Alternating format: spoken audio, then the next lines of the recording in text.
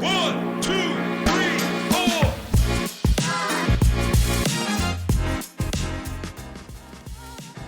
Welcome to Therapy Backstage. I'm Joh Knyn, an Australian psychologist and your host. And this is the podcast where we talk about what actually happens in the therapy room and why. So whether you're a client, a clinician, or just curious, this is your invitation backstage.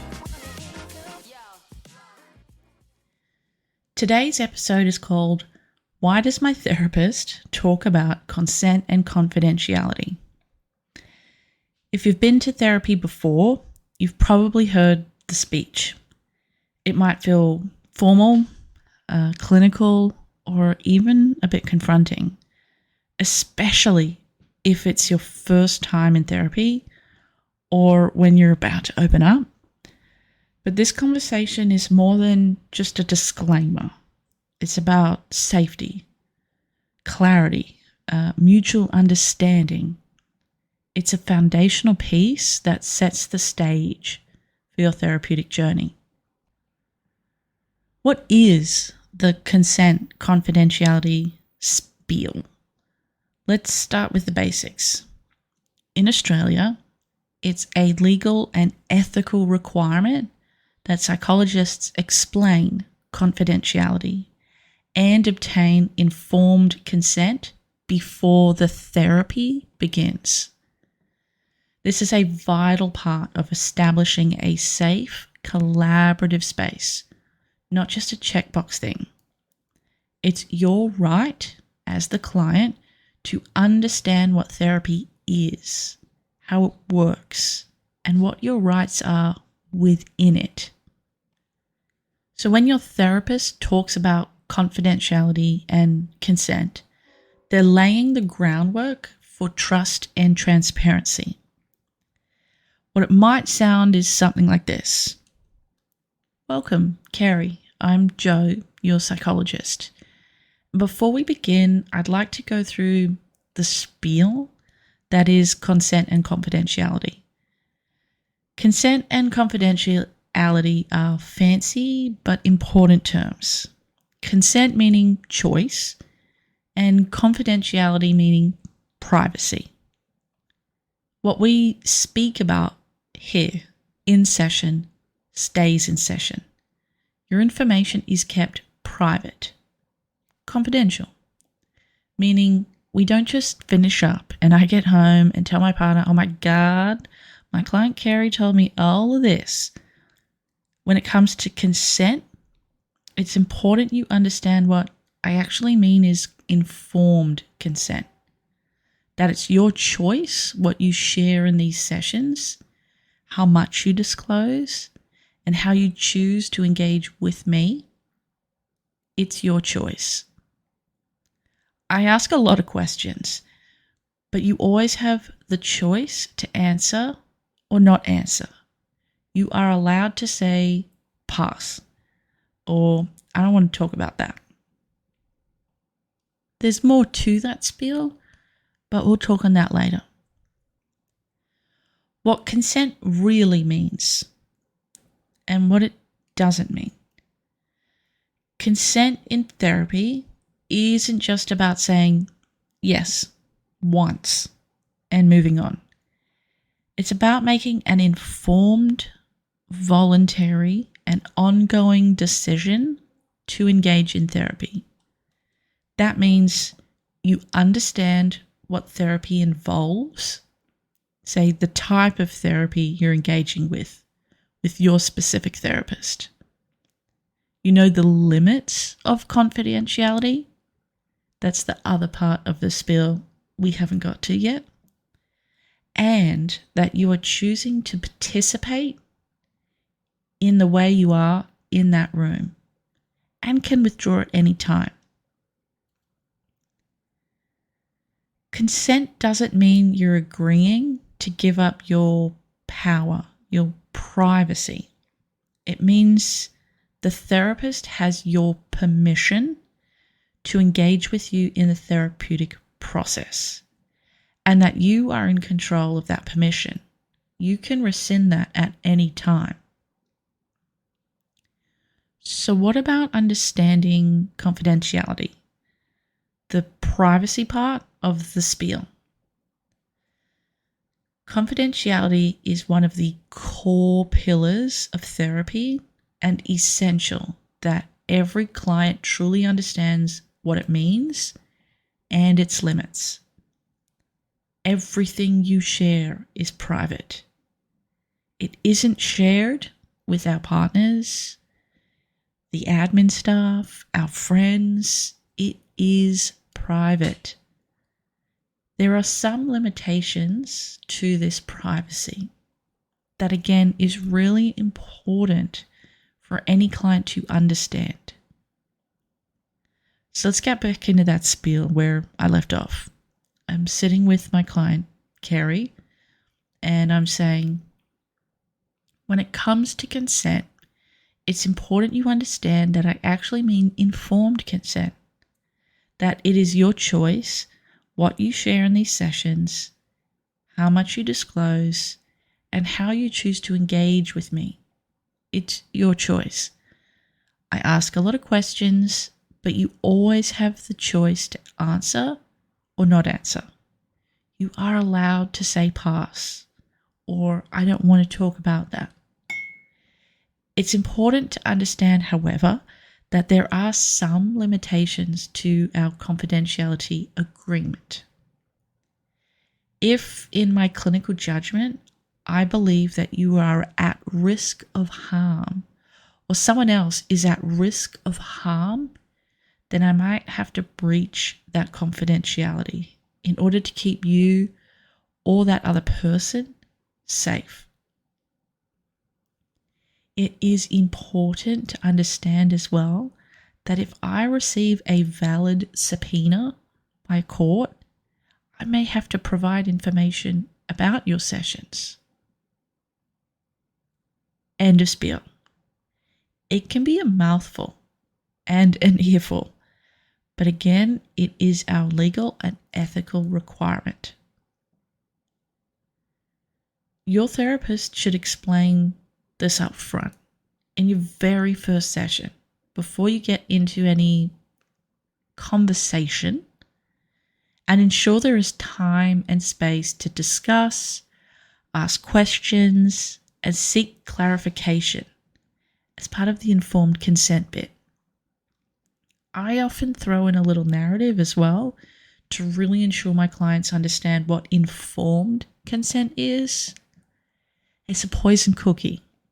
So if you're hungry and I have a cookie and I asked you if you wanted my cookie and you said yes and took a huge bite, only for me to tell you, it's actually a poison cookie, perhaps had you been informed and said poison, like I'd said prior that this cookie was poison, you may have made a different choice. That is not to say therapy is like a poison cookie, but to highlight that when we say yes without all the information, we may be making a decision that isn't really right for us. When it comes to that moment where your therapist believes in their clinical wisdom that they need to break the confidentiality agreement, the ideal situation is that they talk with you about it beforehand, that you are aware of this need to break the agreement and why, and where possible, are able to collaborate with you on what happens next. So why does this matter? The spiel. High level, it's for safety and trust. Key factors to successful therapeutic process. When therapists are transparent about consent and confidentiality, they help you feel safer in therapy. Without it, therapy can feel very one-sided and for some, manipulative, especially for people who have experienced trauma. These conversations build the foundation of informed, empowered therapy. They show you that your therapist sees you as an equal participant in the process.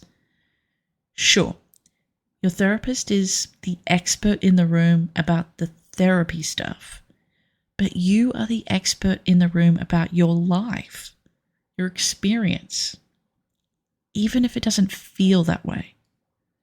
So you and your therapist are equals, collaborators. Let's consider what might happen if your therapist skips the spiel.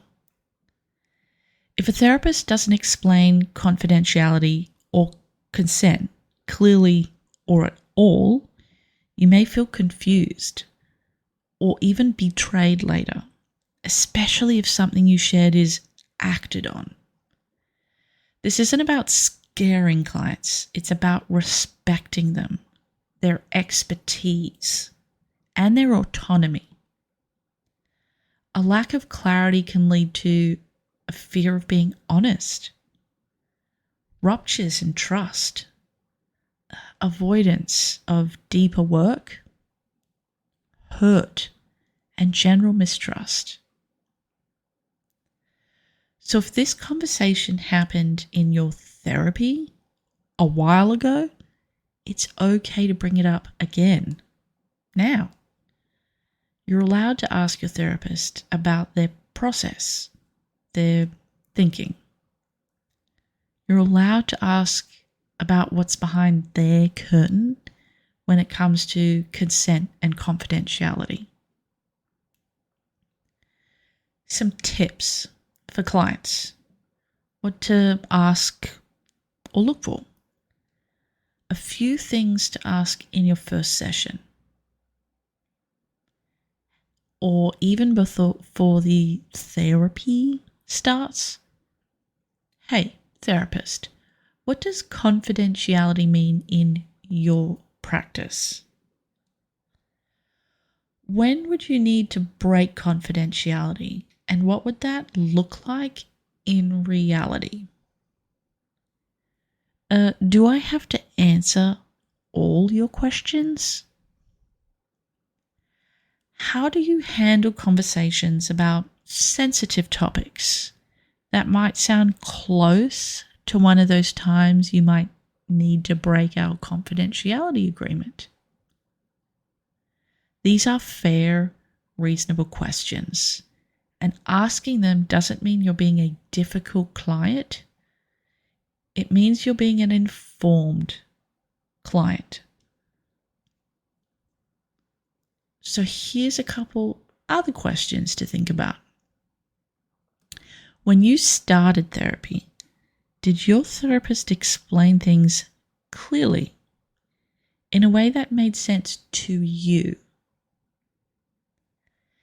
Did you know that just because your therapist asks you something, even if it's a really great therapeutic question, you don't have to answer if you don't want to or feel ready to at that point in the therapeutic relationship? There is no therapy jail. You will not be put in the naughty corner because you said, I'm not ready to go there today. Just as there are no winners in therapy, there are no losers. There are those who attend and those who don't attend. For my fellow therapists, especially provisional or really early career, if you're provisional or an early career therapist, don't get too much in your head if the consent spiel feels scripted. Because guess what? It is. And that's kind of the point, to ensure we cover all parts of the spiel as part of our legal and ethical duty. After almost 10 years of working with clients, I still feel scripted when it comes to that spiel in very first session with clients. You are not messing up therapeutic rapport by being thorough. You're building it. Explaining consent and explaining confidentiality warmly and clearly in a way that our clients understand is a way of showing respect for our clients' autonomy. So what if something changes though? Consent isn't a one-time thing, a permanent yes to all. It is an ongoing opt-in process or opt-out process. You can say yes and then say no. You can pause therapy, take a healing hiatus. You can ask your therapist to explain the spiel again. And your therapist has a responsibility to continue checking in with you, especially when new issues come up, or if things start to feel emotionally complex. It might sound something like this with our pseudo client Kerry. Kerry has attended 5 sessions and is showing up to her 6th session now. Last session, towards the end, she said she'd like to talk about some difficult moments in childhood between her and her dad. But when she sat down in this, her 6th session, she just hasn't felt quite ready for it. Her therapist might say, "Hey, Kerry, it's really good to see you today. I'm wondering if you still feel comfortable going there about your childhood and your dad." Your therapist, by asking this somewhat simple question, is gently reminding you that you are in control. You can talk about it or not talk about it. This is your information. This is your choice to share or not share that information.